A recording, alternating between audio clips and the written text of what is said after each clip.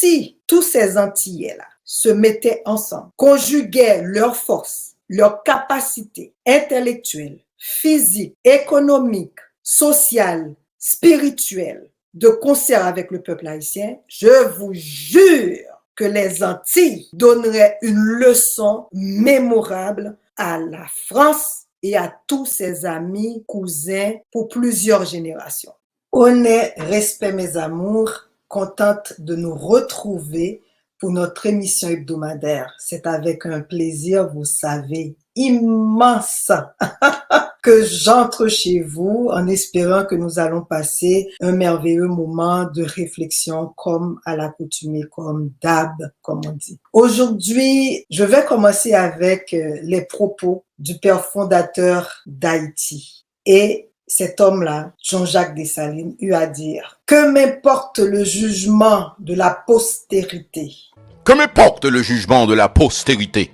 Jurons de combattre jusqu'au dernier soupir, pourvu que je sauve mon pays. Pourvu que je sauve mon pays. Il a ajouté à un autre moment, et durant la bataille de Vertières, cet homme eut à rappeler à sa troupe « Je ne veux garder avec moi que des braves. » Je ne veux garder avec moi que des braves. Que ceux qui veulent redevenir les esclaves français sortent du fort. Que ceux au contraire qui veulent mourir en nombre libre se rangent autour de moi. Je vais faire tout sauter si les Français pénètrent dans ce fort. Après ce que je viens de faire dans le sud, si les citoyens ne se soulèvent pas, c'est qu'ils ne sont pas des hommes. Les Noirs, dont les pères sont en Afrique, n'ont-ils rien? Nous avons osé d'être libres, osons l'être par nous-mêmes et pour nous-mêmes. Parole sacrée, parole indélébile de Jean-Jacques Dessalines. Il est important qu'on commence nos propos avec ces paroles d'âme, comme on dit chez nous, paroles nam. Mes chers, bienvenue chez vous.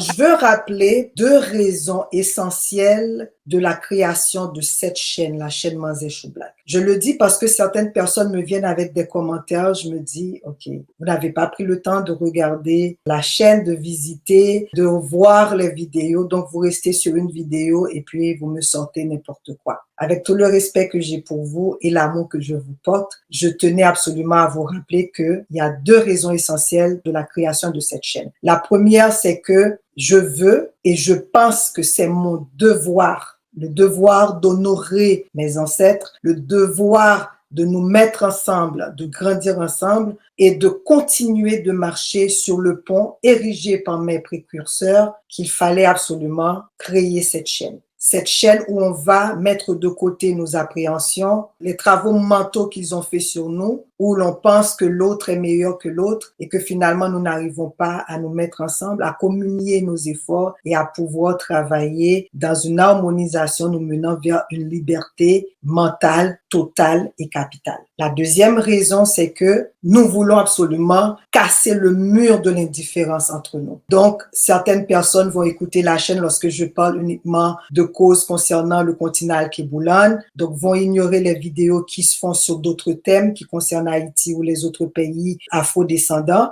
et d'autres vont s'intéresser uniquement lorsque je parle de l'afro-descendance et non du continent Al-Kiboulan et vice-versa. Écoutez là, il faut grandir un peu. Parce que justement, nos réalités s'entremêlent, nos réalités sont similaires et nos réalités restent les mêmes. Nous avons des forces coloniales qui sont en face de nous et qui font tout pour nous diviser parce que faibles, nous sommes insignifiants. Et donc, ne venez pas me dire, oui, il faut que la chaîne soit uniquement en créole ou uniquement en français. La chaîne a une raison d'être. Nous voulons honorer nos ancêtres. Nous voulons nous mettre ensemble pour justement devenir plus forts et du coup, nous défendre correctement. Parce que tous les autres ont remarqué ça et c'est la raison pour laquelle nous avons maintenant les BRICS qui font face et qui sont en face des forces onusiennes et les autres qui décident que on donne lorsqu'on veut, on peut pervertir la réalité, on peut la modifier selon nos bons vouloirs, selon nos besoins personnels. Donc voilà les raisons pour lesquelles nous avons décidé de créer cette chaîne. Alors, c'est le moment d'unité. Arrêtez vos trucs là. Et tout ce que nous voulons, c'est que les sujets vont toujours avoir un pont entre les deux réalités, entre toutes nos réalités, afin que nous puissions justement arriver à travailler ensemble, arriver à taire nos petits démons là qui nous disent que on n'est pas assez bien, on n'est pas assez ci, on n'est pas assez là. Donc, il faut toujours rester dans les bottes de l'oppresseur, dans les bottes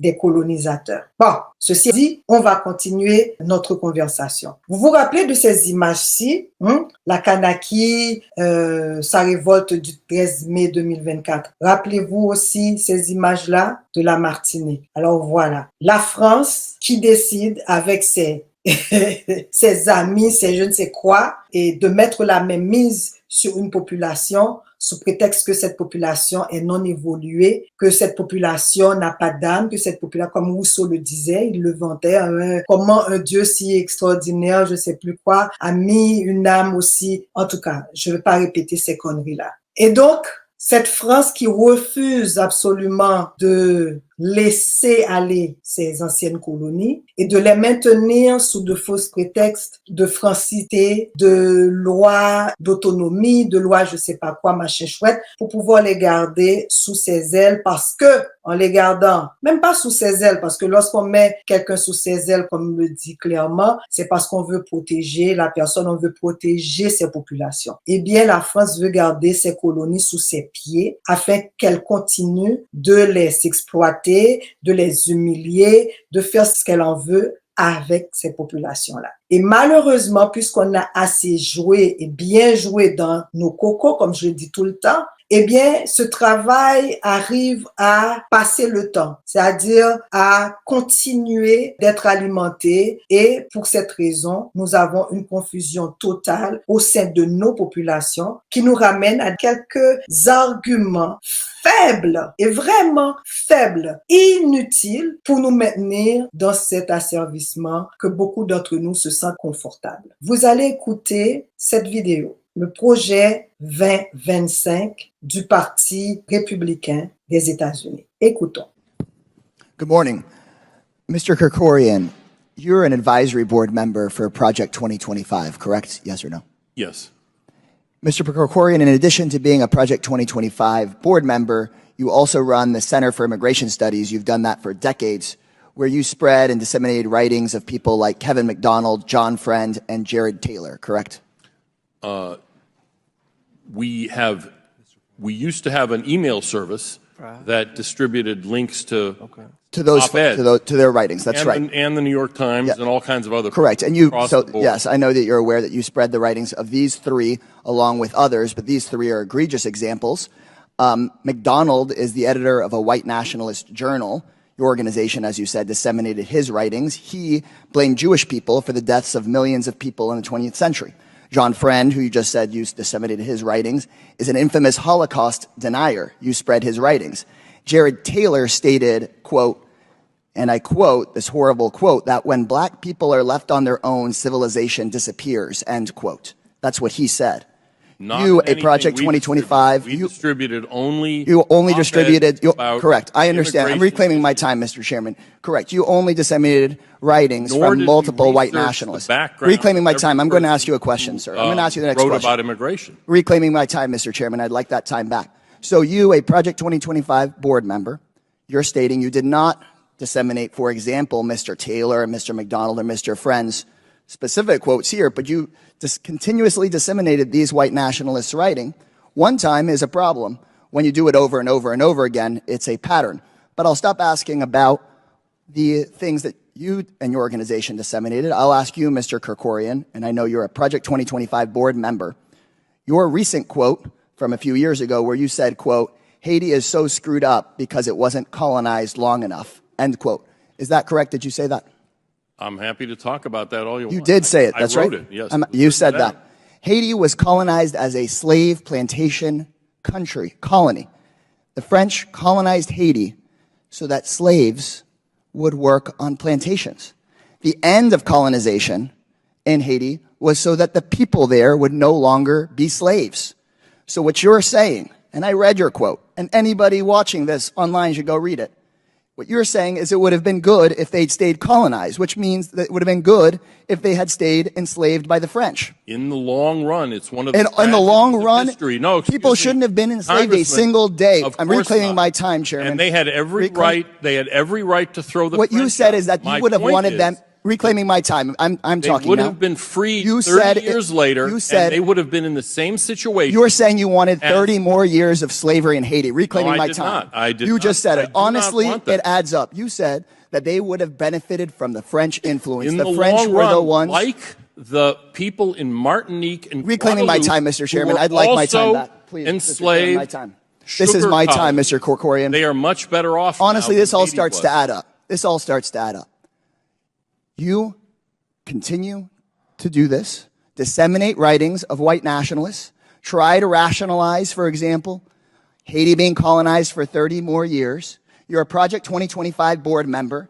In Project 2025, I couldn't figure out why on page 583, it advocates for not allowing racial disparity or gender disparity to be considered discrimination legally anymore. In Project 2025, it eliminates a 50-year-old executive order that prohibits discrimination in federal jobs. On page 586, Project 2025 advocates for Donald Trump to allow businesses to discriminate based on religious beliefs. Before today, I couldn't understand why Trump's Project 2025 could advocate for ending civil rights protections. Why would Trump's Project 2025, I know there's crazy stuff in here, but I couldn't get why it would advocate for ending protections against discrimination. But now I understand. We have Project 2025 board members here who are the directors of groups that the Southern Poverty Law Center has designated as a hate group. We have people that are on the board that developed this who have said, for example, that Haitians would have been better off with more influence from their enslavers. Et oui, les propos sont dits, les dés sont lancés. Haïti redevient l'exemple à ne pas utiliser, l'exemple à ne pas suivre. Donc, l'idée, c'est que on est passé, et là, je le dis à vous tous et toutes qui m'écoutez, je n'ai aucune préférence d'aucun parti politique états-unien, que ça soit démocrate ou républicain. Le problème que nous avons, puisque nous sommes tellement confus dans nos intérêts et dans ce qui devrait être nos intérêts, nous acceptons de jouer vraiment de façon amateur le jeu politique de ces gens-là. Et c'est pour cela que la diaspora, malheureusement, devient une plaie, devient une arme à double tranchant pour nos pays respectifs. Pourquoi je le dis? Parce que la culture qu'on a développée, surtout là, je parle du peuple haïtien, vis-à-vis de ces politiciens états-uniens, c'est qu'on va passer le temps à vouloir préparer pour nos enfants qui sont nés là-bas et on oublie que ces gens-là, ils peuvent nous faire toutes les promesses du monde, ils vont en même temps nous emballer sur des politiques bidons à l'intérieur de leur pays, de leurs États et continuer à mettre leurs genoux sur le cou du peuple haïtien. Et malheureusement, ce lavage de cerveau continue de nous diviser au sein de nos communautés, que ça soit à l'intérieur du pays ou à l'extérieur du pays. Et je vous jure, Haïti n'est pas seulement l'exception. Tous nos pays vivent les mêmes réalités. Je le ramène à chaque fois parce que certaines personnes pensent qu'il y a certaines choses qui n'érant qu'au peuple haïtien, qu'aux Antilles, mais qui ne sont pas les mêmes que nous voyons, que nous expérimentons sur le continent alkéboulane. Je le rappelle, je le réitère, c'est important, il faut bien l'intégrer dans notre subconscient, dans nos âmes. Alors, ce qu'ils font, comme vous voyez, ils continuent de nous dire, de nous rappeler que, écoutez, Haïti est un mauvais exemple à suivre. Vous voyez ce qui se passe. On va écouter l'extrait de cet entretien-là que cette chaîne, qui est une chaîne assez extraordinaire, fait sur les médias sociaux, entre autres sur YouTube. Alors, on va écouter nos frères martiniquais et des îles là-dessus. Il y a quelque chose qui est important aussi, c'est qu'il y a un système qui se met en place. Dès que l'Antillais parle d'autonomie, parle d'indépendance, on agite le spectre d'Haïti. Toc, toc, toc. Si vous faites ça, vous allez être comme Haïti. Toc, toc, toc. Si vous faites ça, vous allez être comme Haïti. Et ça fait peur à l'Antillais de manière générale parce que il faut savoir que nous sommes un peuple très récent. Peut-être le dernier en termes d'existence sur la Terre. Et nous avons grandi, nous sommes nés de viols, de souffrance. Et l'homme africain, chez l'Antillais, c'est la souffrance, c'est sa souffrance, c'est sa cicatrice. Et si je deviens indépendant, je vais perdre ce qu'on m'a donné, cet assistanat, inconsciemment. Je vais perdre le matériel, je vais perdre mon statut. Et donc, il y a un mécanisme qui se met en place et dont les colons, parce que pour moi, nous sommes des colonies, en Martinique et en Guadeloupe, ce que le colon fait, c'est qu'il agite ce spectre d'Haïti pour faire peur. Et ça fonctionne malheureusement jusqu'à aujourd'hui. Alors voilà. Donc, à chaque fois qu'ils veulent dissuader ces populations à se mettre debout, ils vont prendre Haïti comme l'exemple terrible à ne pas suivre. C'est comme si Haïti devient la peste. Il ne faut pas suivre. Et comme le frère a eu à le dire, s'il prenait le temps, je vais vous laisser écouter cet extrait-là, mais je vais tout simplement le dire. S'il prenait le temps d'expliquer à ces populations pourquoi Haïti, qui est carrément dans la bouche du crocodile états-unien, et de ses frères et cousins et tout ça, et de toute la famille entière. Si Haïti ne se retrouvait dans le bec de l'aigle, Haïti probablement serait l'une des plus belles îles du monde. Et notre malheur, c'est de nous situer là. Et donc, ce pays a décidé qu'Haïti restera un exemple pour tous les pays nègres qui veulent se mettre debout. Je pense que ce que disait Kevin est très juste. Volontairement, je n'ai pas voulu parler d'Haïti parce que je me mets en colère lorsque les gens prennent l'exemple d'Haïti en disant « Oui, mais regardez Haïti, vous voulez devenir comme Haïti. » Enfin, on n'a pas le temps, mais si on raconte l'histoire, pourquoi Haïti en est là, je veux dire, entre les Français et les Américains, je veux dire, c'est simple. Hein. Donc, on aurait dit que en plein 21e siècle, la mentalité devrait être évoluée, on devrait voir les choses autrement, mais non, c'est pas vrai. Parce qu'il y a une fausse peur qui a été installée. Et vous vous rappelez, Monsieur Traoré l'avait dit. Il a dit qu'à chaque fois que nous voulons nous mettre debout, il nous rappelle, vous vous rappelez de tel président ce qui lui est arrivé, vous vous rappelez d'Haïti ce qui lui est arrivé, et Haïti revient et revient et revient. Donc, la raison pour laquelle nous devons absolument nous mettre ensemble, Haïti ne peut pas rester seul. Être isolé partout, parce qu'on a l'impression qu'Haïti fait partie de l'ensemble, parce qu'effectivement, nos pères et nos mères fondateurs se sont mis ensemble pour redonner l'humanité dans ce monde-ci. Donc, en ce sens-là, Haïti reste le nerf de l'humanité. Mais en même temps, ils veulent nous apprendre que le premier peut être le dernier et restera le dernier. Donc, ils vont utiliser ces stratagèmes qui sont vraiment enfantins, parce que de dire que vous avez quelque chose de plus formidable, apparemment, que vous ne pouvez pas perdre parce que vous ne voulez pas vous ressembler à Haïti, n'est que baliverne. On s'entend. C'est pas que le peuple haïtien n'a pas voulu se mettre debout à chaque fois, mais ils font tout pour l'étouffer. Étouffer son avancement sociopolitique, étouffer son avancement spirituel. C'est pour ça qu'ils vont envoyer ces évangélistes-là, qui sont pour la plupart des agents de la CIA, qui vont infiltrer la population, sachant qu'ils sont en train de les affamer. On va leur donner ce qu'on appelle le sinistré, donc des trucs là assez périmés, des trucs qui ne sont pas bons pour la santé. On va leur donner ça et les gens vont se soumettre à leur volonté. Comme ils ont eu à le faire en Chine, lorsqu'ils ont amené le christianisme, ils ont développé une culture du riz. Et donc, si tu voulais manger, il fallait absolument te mettre dans le rang de ces chrétiens-là. Donc, ce sont des gens qui utilisent la misère, la faim, la difficulté, l'exploitation humaine pour pouvoir imposer leur volonté. Ils ont continué à le faire et ils ne vont jamais s'arrêter de le faire. On a des difficultés chez nous-mêmes à acquérir des terres.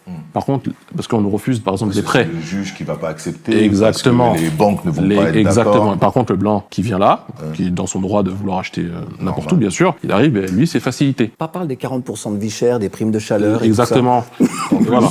Et ils ont des avantages que nous n'avons pas sur place. Et ça, ils ont besoin des Antillais. Des Antillais à retourner travailler, une forte demande, il y en a forcément, mais est-ce qu'il y a une forte demande des Antillais à retourner au pays pour travailler? Bien sûr, mais dans les mutations, on verra que c'est plus facile pour un non-antillais d'aller aux Antilles que moi je vais galérer plus que quelqu'un qui est blanc. On peut pas me dire que c'est un hasard. Mais c'est un fait parce que vous êtes une colonie.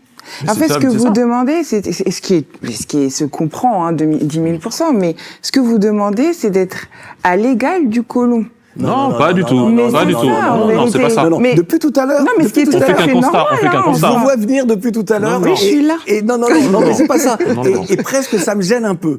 Voilà. Donc, vous imaginez, ils ne vont jamais s'arrêter de le faire. Tant aussi longtemps, nous nous baignons, nous restons dans l'idée que nous allons perdre quelque chose si on les laisse partir. C'est ce qu'ils ont fait d'ailleurs, comme j'ai eu à le dire, avec leur loi d'assimilation, leur loi d'autonomie dans les Antilles. On parle entre autres de la Guadeloupe et de la Martinique. Donc, ils reviennent à chaque fois. Ils brandissent le drapeau Haïti. Souvenez-vous, Haïti. Et d'ailleurs, c'est l'une des raisons qui a fait en sorte que j'avais beaucoup hésité avant de visiter la Martinique. Parce que l'idée, c'était de savoir que les Guadeloupéens et les Martiniquais avaient une façon méprisante de voir le peuple haïtien parce que selon eux, selon beaucoup d'entre eux, surtout ceux qui ne s'adonnent pas à la lecture de l'histoire, de penser que Haïti, ce n'est que des râleurs et qui s'entretuent entre eux, qui se battent entre eux et ces gens ne peuvent pas se gouverner. Et tenez-vous bien, un érudit, un homme très éduqué, africain que je connais, m'a sorti une fois, il faut que je le dise parce que ce sont ces exemples-là qui vont nous permettre de bien analyser les choses et de bien comprendre cet esclavage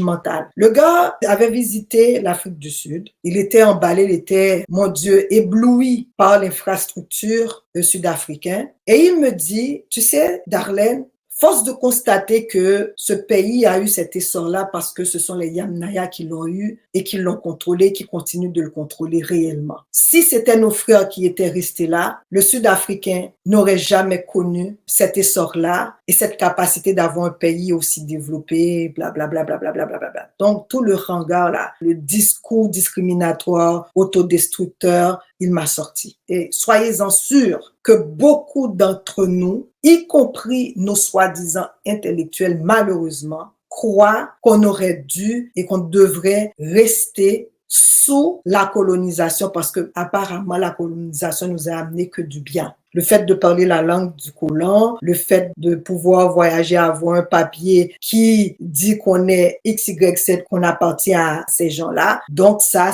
devrait être notre paradis sur terre. Donc on oublie toutes les exactions, on oublie toutes les violences qui ont été commises contre nous et qui fait en sorte qu'on continue à nous comporter comme des sous-hommes, comme des supplétifs, comme des rien du tout. Et donc si l'autre ne nous dit pas qu'on est beau, qu'on est intelligent, qu'on est extraordinaire, on ne le pense pas. On ne veut pas le penser parce qu'on respire qu'à travers l'autre. Donc, notre miroir, là, c'est à travers l'autre. Et donc, écoutez ceci. Ce qu'on appelle l'article 74 pour la Martinique et la Guadeloupe. 73-74. Voilà. Ce qui nous faisait passer une forme d'autonomie. Voilà. Sauf que lorsque le vote est arrivé, 80% des gens en Martinique comme en Guadeloupe ont dit non. Et ce qui se passe, c'est qu'il y a un décalage, déjà, générationnellement parlant, entre les Antillais même sur l'île même. Les anciens ne pensent pas du tout comme les jeunes. Et déjà ça, il y a une scission. Les jeunes pensent comment? Je pense que les jeunes sont plutôt un peu plus éduqués sur les questions de l'identité, sur les questions de l'indépendance. Et les anciens, c'est un peu moins le cas. Voilà. Donc, vous imaginez, on est en 2024, s'il y a un référendum à la Martinique ou en Guadeloupe, eh bien, sachez que les gens, 80% de ces personnes-là, voudraient rester et voteraient pour le maintien de leur statut. Mais moi, je vais vous dire quelque chose. Il y a ce leurre que vous êtes mieux que nous à travers une infrastructure physique. Mais je vais vous dire très sincèrement, le traitement est le même que vous avez maintenant avec tous les pays qui sont restés sous l'égide de la France. Donc, ça veut dire qu'on ne vous voit pas. Vous êtes là, on vous utilise. C'est tout ce qui se passe. Je suis très contente de constater qu'il y a encore des Martiniquais, des Guadeloupéens qui pensent que l'indépendance doit être mise sur la table, qu'une autonomie réelle doit être là. Mais pouvez-vous réellement être libre? Pouvez-vous réellement être indépendant si vous n'êtes pas dans votre mental, dans votre psychologie, dans votre être, pensez que vous pouvez être libre, que vous n'avez pas et vous n'avez plus besoin de la France pour respirer. Et qu'Haïti, ce spectre qu'il vous lance de temps en temps pour vous dire qu'il faut craindre votre indépendance, n'est que de l'irrespect, n'est que du mépris pour vous et tous vos ancêtres qui se sont battus corps et âme pour vous laisser une terre. Je mets ça entre parenthèses, entre guillemets, parce que cette terre n'est pas vôtre, parce que vous êtes toujours sous le joug de ces Français. Haïti, en fait, n'a rien à vous envier. Haïti, en fait, n'a rien à se reprocher ni à regretter. Tout être humain équilibré, vivant cet esclavagisme-là, aurait dû et devrait se mettre debout et se battre contre les colonisateurs. Et je suis fière. Je suis fière d'appartenir à ces hommes et à ces femmes braves qui ont dit basta.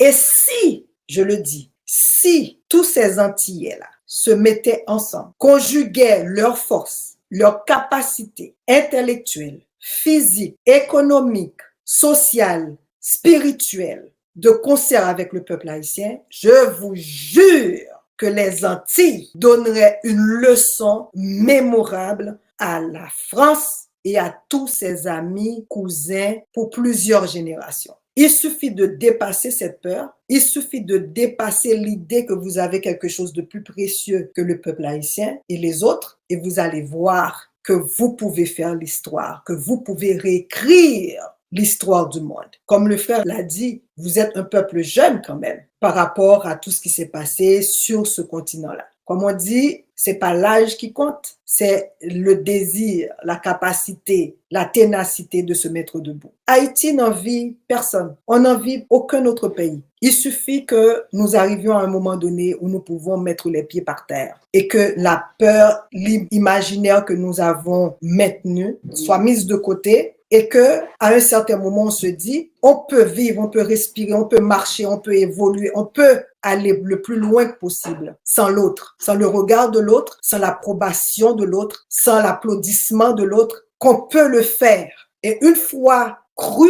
une fois accepté dans nos âmes, dans notre être, il n'y a rien qui puisse nous arrêter. Parce que je vais vous dire, je vais vous rappeler, les batailles durent longtemps et on n'a jamais le temps d'expiration, le délai de la réussite d'un combat. L'essentiel, c'est de continuer et d'y croire. Je vais vous rappeler qu'Haïti, lorsque nos ancêtres ont battu les 3 armées les plus fortes du monde, leur état était similaire à ce que nous vivons aujourd'hui. C'est-à-dire la terreur, des actes terrorisme contre nos populations. On était quasiment chétifs, on mourait de faim, on n'avait rien à part l'espoir d'une vie meilleure, à part le fait de recouvrer sa liberté et de rester debout, djougant. Donc c'est cet idéal qui a porté nos ancêtres à se libérer, à nous laisser une terre. Aujourd'hui, nous avons toutes les possibilités du monde. Nous sommes dans tous les gouvernements du monde. Nous avons tous les papiers, tous les je ne sais quoi du monde. Sauf on n'a pas la ténacité, on n'a pas l'orgueil, on n'a pas la vision, on n'a pas l'objectif de liberté. Parce que l'esclavage n'est plus au niveau physique, c'est surtout au niveau mental. Et c'est là le combat. C'est très difficile parce que entre générations, nous avons vraiment une cassure entre les groupes, c'est-à-dire ce qu'on appelle la bourgeoisie, en tout cas, toutes les structures là qu'on a mis sur pied au niveau social, eh bien, au lieu de nous cimenter, ce que ça a fait, ça nous a divisés.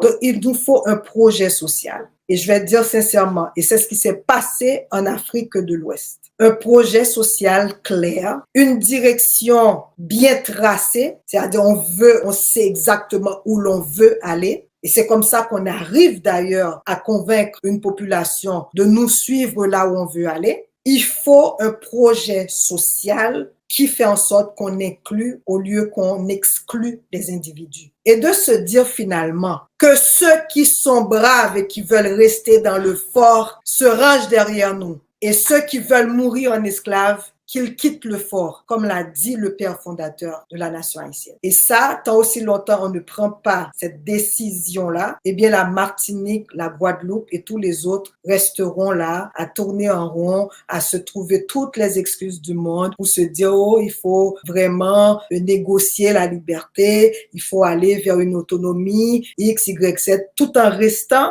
dépendant de plein de choses de la France. Comment vous allez faire ça? Comment pensez-vous que la France va vous laisser partir, sachant que vous êtes ces vaches à lait? Il faut se ressaisir. Comme vous avez dit, Aimé Césaire a regretté sa décision d'accepter l'idée de département parce qu'il a vu son peuple souffrir, il a eu à prendre une décision. Mais il a fait comprendre clairement aux Martiniquais que c'était pas la décision à prendre. Aimé Césaire, lorsqu'il a voté la loi de départementalisation, il a dit qu'il ne le faisait pas de gaieté de cœur, qu'il le faisait dans le souci de l'urgence, parce que les gens avaient besoin besoin de manger, en fait. C'est ça aussi, il faut qu'on se le dise. Même Aimé Césaire, qui a posé pour moi, en tout cas, les jalons de la pensée antillaise par rapport à l'identité, il l'a dit, je le fais parce que je vois autour de moi, je vois de la souffrance, je vois de la misère. Donc les gens ont besoin de manger, donc je le fais. Maintenant, je pense qu'il faut qu'on passe à une autre étape maintenant. Et il l'a regretté. Et il l'a regretté. Ouais. Il a regretté en disant, quand je vois mon peuple qui finalement se vautre ou se conforte dans quelque chose qui est pas confortable du tout, je résume sa pensée, et bien voilà, il l'a regretté après. Ouais, c'est ça.